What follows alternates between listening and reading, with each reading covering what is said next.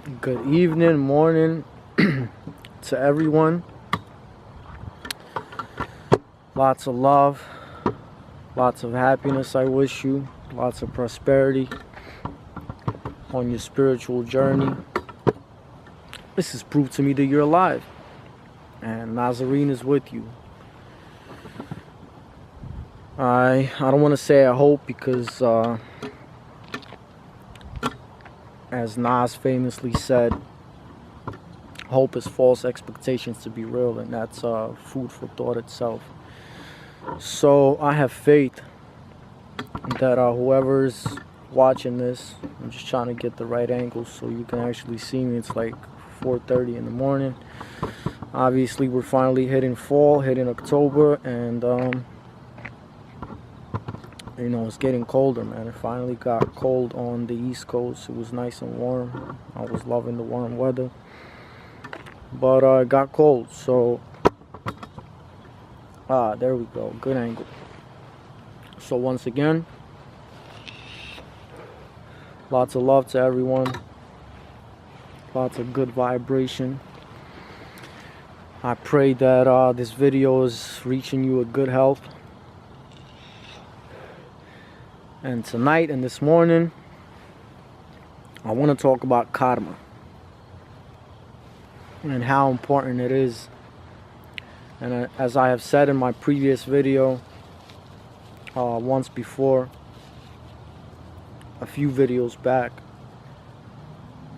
if you're one to think of our realm, our world as a holographic universe, as the new scientific quantum mechanic way of thinking. I'm not saying the quantum mechanics are wrong, but to think of this as a holographic universe is wrong. But if you are still so very much stuck to your physical self and can only see in physical or now in modern computer way, and you want to think of this as a holographic universe, then karma is the very code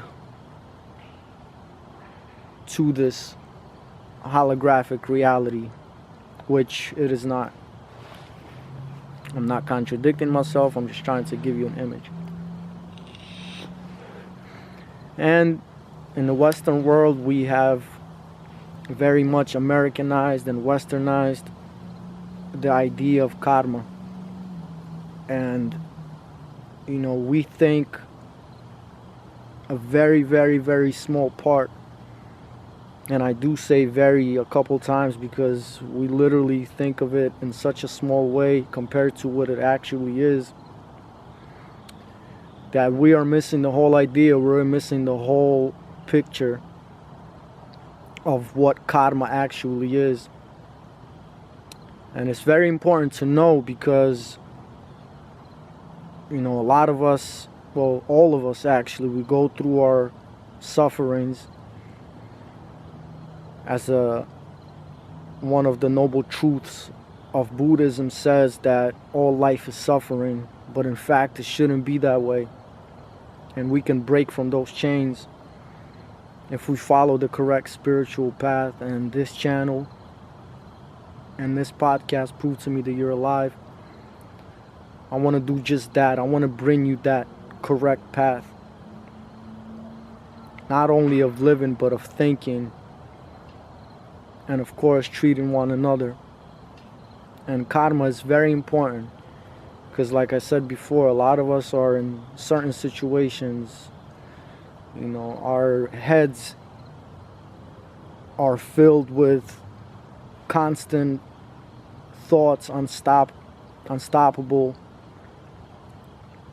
Well, we think it's unstoppable. A lot of us have insomnia and can't sleep at night because our mind is constantly running with thoughts that are not even our own a lot of times, and that have been pre-programmed since we were little and have actually turned into engrams, which for you that don't know what an engram is, I will explain in another video, but I want to focus right now on the karma.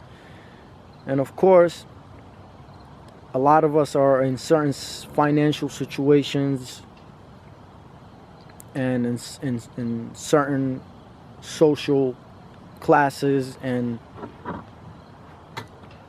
we sit there and think, why me, and why did this happen to me, and those other bastards, and how come they're living so good and I'm not? And there's an answer for all that. And then on the more serious note, and I don't want to justify it, but we see it happening. We see it as part of our reality. Maybe not directly, but every time we turn on the news, we see death. We see babies dying. Innocent people. And we don't ask ourselves why. And we think it just happens because of bad people and things like that. It's part of a reason, but we should start taking responsibility as well. Because there's no such thing as an accident. There's no such thing as something happening with no reason. And as I stress in my other videos, just like we see law in our societies that actually we shouldn't even have, and I'll make another video on that point. But obviously, as we all know, and we should know more deeply, that the universe is governed by laws. Just like gravity. There are unseen laws that govern this universe and are unescapable. And everything catches up. And everything will show itself. Either in this life or the next. A lot of us think, well, look at these bad people and it seems like they have everything, and they might have material wealth, but that does not mean that they have everything. That does not mean that their karma is good. And it doesn't in any means mean that they are progressing in the way that they should be progressing, because material gain is really not the answer. The answer is to return to the source, but we'll talk about that again in another video. Let's focus on karma. So there are 4 kinds of karma, and then there are 4 types of karma. I don't know about you guys, but when I started my spiritual journey, I was about 6 years old. And it was because of I seen a lot of death around me. At 5 years old was the first time that I seen a dead body, and it propelled me to start asking questions. The questions that we should all be asking ourselves. Who am I? What am I doing here? And what's gonna happen after I die? So I started asking myself those questions, and I started with the Bible. And then when I was a teenager, about 11, 12, 13, I stood there and I started asking myself, like, why was I born here? Why was I particularly born in Eastern Europe and Ukraine? And then I wondered, why was I born into that family? Why was I born this year? Why was I given that name? So on and so forth. And karma is so important that your body, down to its last hair, is the direct result of a certain karma. So again, let's talk about the karmas. Let's talk about the 4 kinds of karma. First we have, and now, the Hindus, Vedic scriptures, the Buddhist Book of the Dead, Tibetan Book of the Dead. You know, if you're interested, go get it. It's nice. If you don't want to read it the way it is, you can go get the Tibetan Book of Living and Dying. Very good book. Talks about karma, but it still does not talk about it in such a full and expanded way that the Slavic Vedas talk about it. And I know I keep interrupting and I keep kind of going off point, but trying to make another point that, you know, someone left me a comment and said, well, this new age gibberish, and it's not new age. It's actually the oldest directions to life that we have on earth. And I've been so blessed as to have been given this knowledge and learning about it, and still learning and doing my best to practice them. And in no way is it religion. And in no way will I ever say that Christ is not the way, because Christ is the way. Christianity and Catholicism is not the way. Organized religion is not the way. Maybe if we would have had all the 30 and some gospels, maybe we would have had all the answers. Maybe if the 4 gospels that we have now were not tampered with during the Council of Nicaea and before by the human hand, maybe we would have had a lot of these answers, because I'm pretty sure, I'm, you know, almost 1,000% sure that Christ knew these things.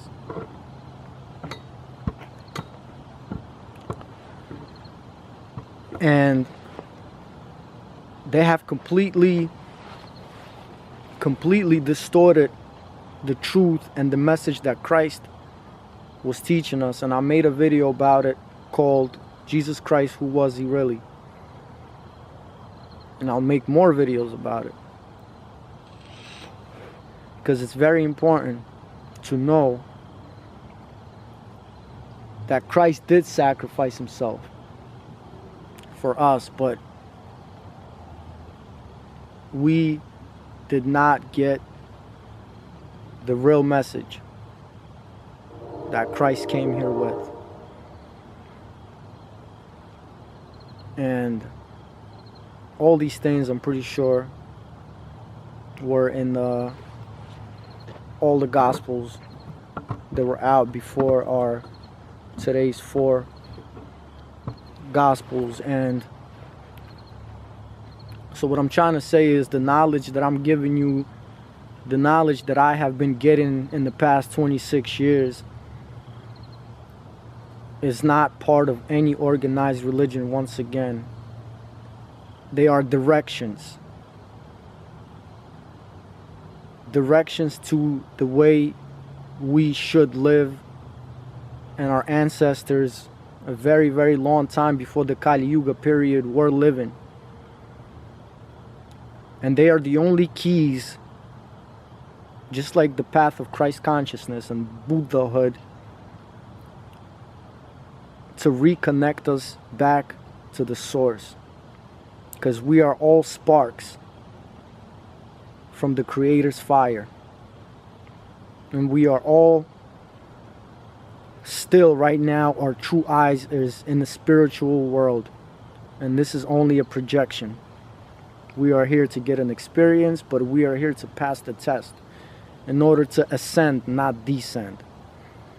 And this is how important karma is. Karma is not only where we are today in the physical body, where we will be tomorrow in the physical body, but also where we will reincarnate in the next life.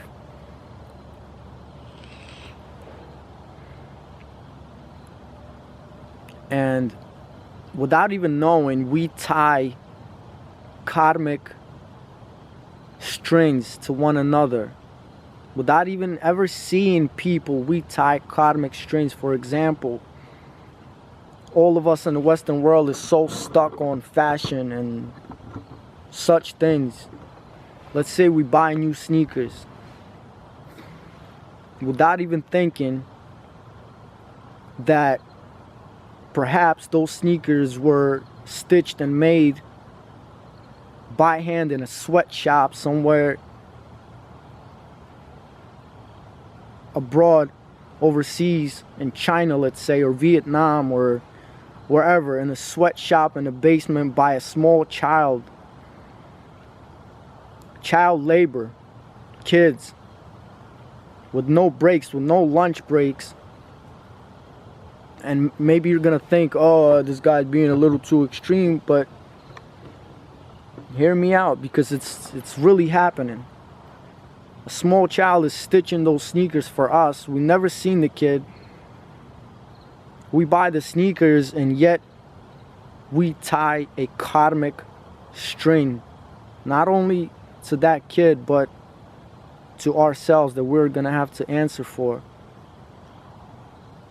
And yeah, you're gonna say, oh well, but how, whatever, I mean, what, am I not gonna wear sneakers? I know that, I know, and I wear sneakers too, but that's how important it is, and that's how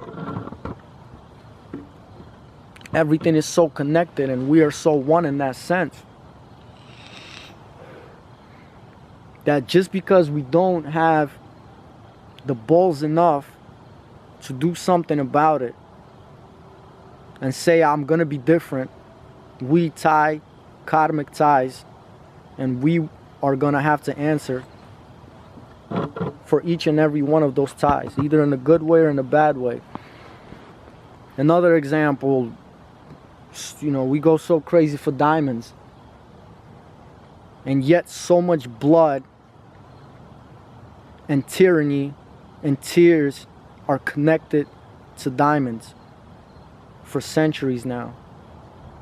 Toy soldiers, you know, the rebels coming to families' homes, tearing them apart, killing the parents, killing the dad, raping the mom right in front of a kid, a boy or a girl. Take them away, pump them up with drugs, and send them off to war, make them a killing machine. And to us, it's just a shiny diamond, and we don't think twice about the roots of that diamond. Once again, we're making a karmic tie. Every time you get in the car, a gas-powered car, and you start the engine, you are already causing a karma tie to yourself. Because as we know, it's pollution. I know we have to drive, we have to get to places, but there are other ways. And just because we don't have the balls enough, we might be reincarnated and suffering over and over, and perhaps in the next life a lot more, because of these things. Every time we put on the electricity, etc. and etc.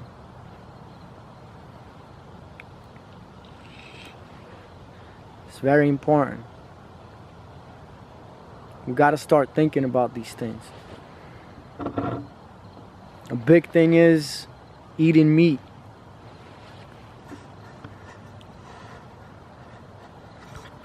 You know, we think we can't stop eating meat. You know, science and the medical world is telling us that we're not going to be able to survive. I've been surviving without meat. My close family has been surviving without meat for years. We're more than good. But we don't think, every time we go to eat that steak, we don't think in the horrendous, treacherous, hell-like states and places innocent animals, innocent creatures, sparks of God are being slaughtered, because they are tortured before they are killed. And every time we eat that steak and think, it's so good, and first of all, our organism just goes into complete shock. That's why a lot of times we got to go take a nap, or we start sweating, or things like that, because our body can't even handle it in the first place. But we are causing karma, bad karma to ourselves. And just think, if we all thought with common sense and just think to ourselves that everything is connected, that every single action and thought that you have has an equal reaction, then why would you want to do bad things to your own self? Why would you want to make yourself suffer? That's what karma is about. So once again, let's go over 4 kinds of karma and 4 types of karma. Basically, 4 kinds of karma and 4 action karmas. So first we have Yavya karma. In the Slavic Vedic we call it Yavya, and I will make other videos explaining what Yavya world is and so on, but right now Yavya karma. Yavya karma is what you are basically and where you are, like your body type, your hair color, your eye color. That's Yavya karma. You know, where you are in the social construct, in the social class, where are you born, what country, what parents, so on and so forth. That's Yavya karma. You know, and we only are able to see about 15 to 20% of our true selves. You know, it's like a telescope. You know, a telescope can't really, you know, it can see far, but it cannot see itself. And the people around us and the close ones can see about 40% of us. So a lot of times it's good to ask. You know, it's good to ask, you know, what do I look like to you? How am I behaving? It will give you keys to what to do and not to do in the future. Next is Navya karma. And Navya karma is what we don't see but is out in the universe. You know, modern scientists have discovered black matter. And they say about 80 to 90% of our universe is composed of black matter, yet they cannot explain what it is. Well, that actually is Navya karma. It's all the things that is already out there, all of our actions, all of our thoughts, individually and collectively, that's out there waiting to happen one day. A lot of people were able to feel Navya karma coming. You know, people like Nikola Tesla and Baba Vanga, the Bulgarian prophet that I like to call her, of our days, they knew the exact day and time of their death. They felt the Navya karma. Next